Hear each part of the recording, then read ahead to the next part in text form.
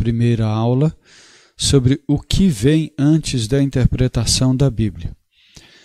Nesta aula nós vamos tratar basicamente da leitura de alguns textos bíblicos que mostram que a Bíblia, assim como outros livros e outras coisas que nós fazemos, exige alguns pressupostos, e estes pressupostos já estão claros na própria palavra de Deus.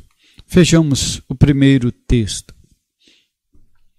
O primeiro texto nosso é João 8,43, que diz: qual a razão por que não compreendeis a minha linguagem? É porque sois incapazes de ouvir a minha palavra. Jesus está falando estas palavras. E ele diz-nos o seguinte: qual a razão por que não compreendeis a minha linguagem? Ou o que ele diz? E ele diz: é porque sois incapazes de ouvir a minha palavra. Veja que é necessário,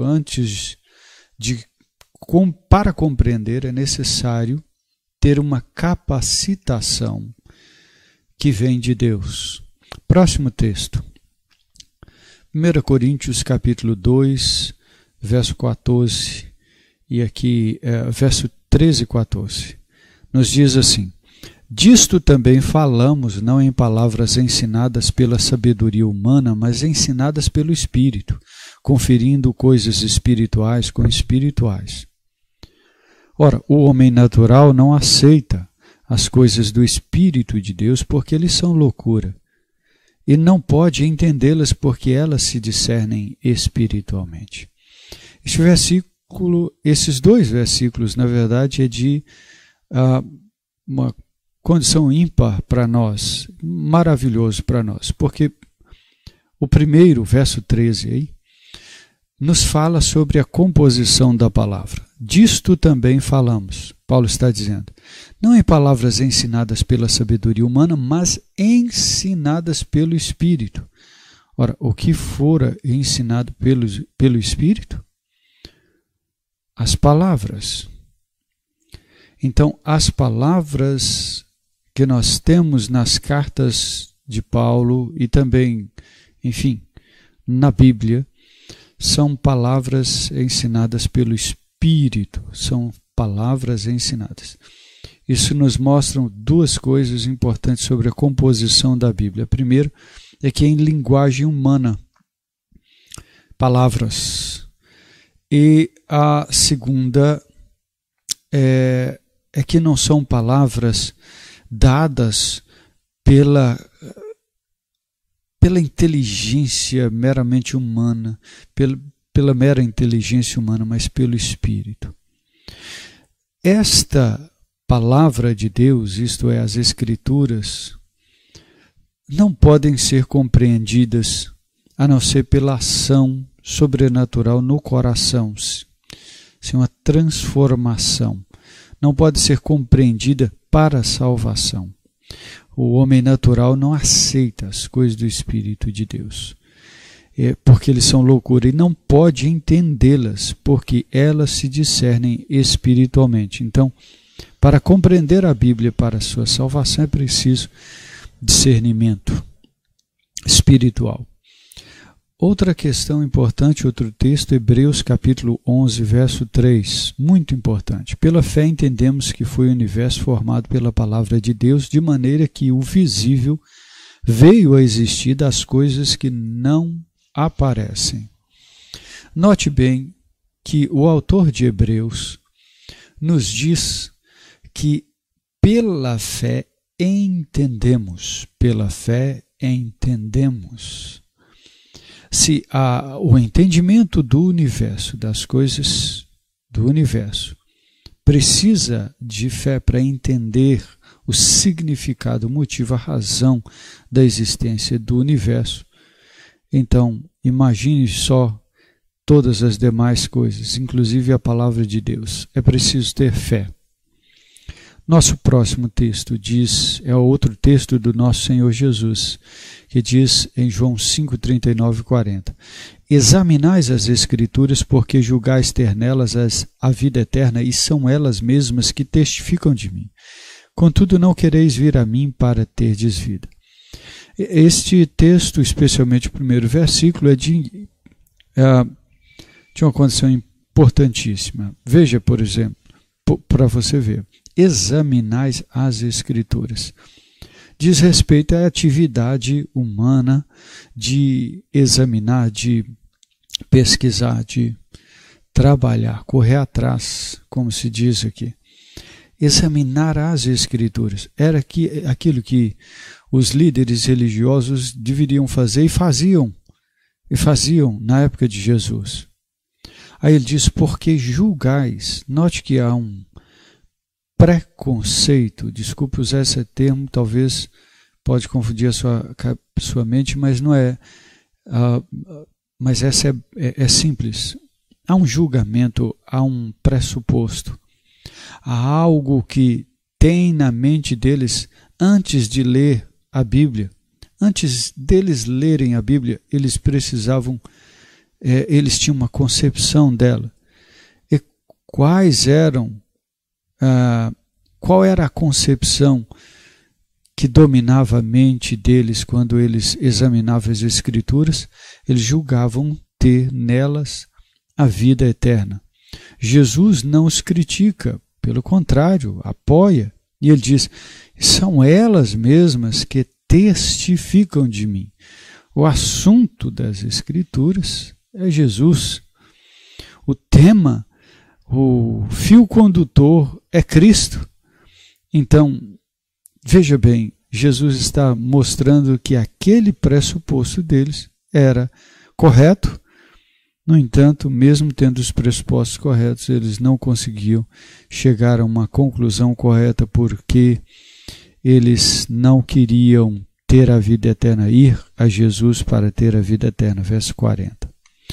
Outro texto de fundamental importância nos diz: toda a Escritura é inspirada por Deus e útil para o ensino, para a repreensão, para a correção, para a educação na justiça, a fim de que o homem de Deus seja perfeito, perfeitamente habilitado para toda boa obra.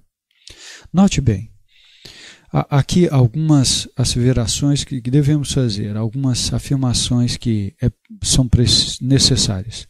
Primeiro nos diz toda a Escritura, toda, ou no original cada parte dela, sem existir qualquer uma parte dela que não seja inspirada. Toda a Escritura é inspirada por Deus. Isso é importante porque alguns advogam que somente os autores foram inspirados, mas a palavra não. No entanto, aqui as Escrituras são inspiradas por Deus, toda a Escritura. Ela também é útil, isto é, suficiente para o ensino, para a repreensão, correção e educação na justiça.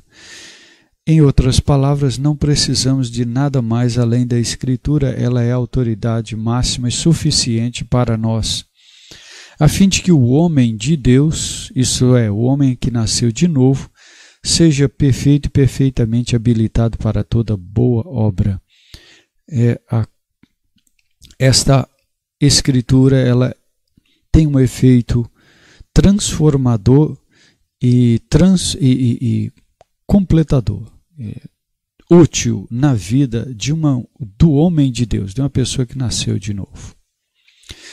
E agora, já chegando ao fim desta parte, outro texto de 2 Pedro capítulo 3, verso 15 a 18, que nos diz: e tende por salvação a longanimidade de nosso Senhor, como igualmente o nosso amado irmão Paulo vos escreveu, segundo a sabedoria que lhe foi dada.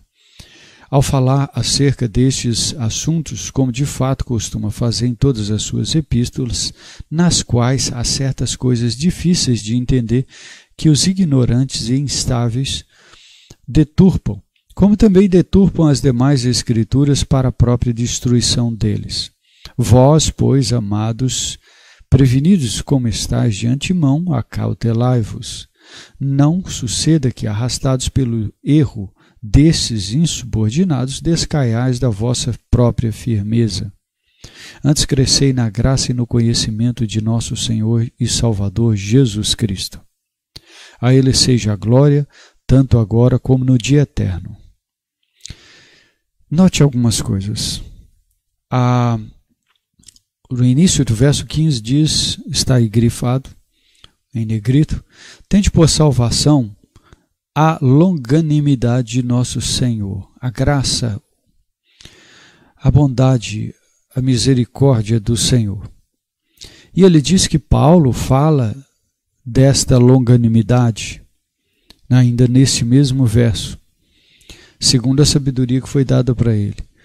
Aí ele diz, no verso 16, ele costuma fazer isso, falar desta longanimidade em todas as suas epístolas. Esse é o assunto das cartas de Paulo, nas quais há certas coisas difíceis de entender. Note bem, as Escrituras possuem aquilo que a gente chama de perspicuidade. Ela pode ser compreendida facilmente até por uma criança. Mas há certos pontos difíceis, muito difíceis de interpretar. E aí é que entra um problema de pressuposições. Os ignorantes e instáveis deturpam. E Pedro estava falando daqueles que eram falsos profetas, que estavam introduzindo doutrinas heréticas dentro da igreja no seu tempo. E ele diz, como também deturpam as demais escrituras, isto é, os demais escritos que também são inspirados para a destruição deles. E ele nos alerta a não cairmos no erro desses insubordinados, mas sim crescer na graça e no conhecimento de nosso Senhor e Salvador Jesus Cristo. Meus queridos, este é o propósito da interpretação. Crescer na graça e no conhecimento de nosso Senhor e Salvador Jesus Cristo. Os pressupostos, então, nós listaremos no próximo vídeo. Fique com Deus.